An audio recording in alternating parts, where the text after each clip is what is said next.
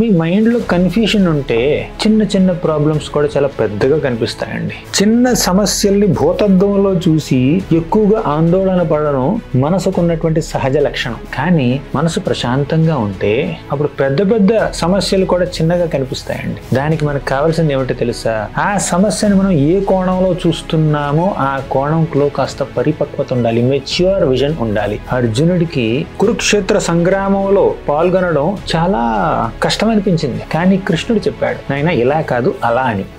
అంటే వాళ్ళు నీ కుటుంబ సభ్యులు అని నేను యుద్ధం చేయనంటున్నావు, కానీ వాళ్ళు అధర్మం పంచనున్నారు కాబట్టి యుద్ధం చెయ్యాలి, అది నీ ధర్మం అని ఇంకా చాలా చాలా మాటలు చెప్పాడు. అప్పుడు అర్జునుడికి కాస్త వివేకం కలిగిందనమాట. అంటే మన మనసులో ఆ వివేకం ఉన్నా, మనసులో ఏమైనా సందిగ్ధం ఉంటే, కన్ఫ్యూజన్ ఉంటే చిన్న ప్రాబ్లమ్స్ కూడా పెద్దగా కనిపిస్తుంటాయి. దానికి మనకి మార్గదర్శకత్వం కావాలి, గైడెన్స్ కావాలి. అప్పుడు ప్రాబ్లం పెద్దదైనా కూడా మనం సులువుగా దాన్ని సాల్వ్ చేయగలుగుతాం.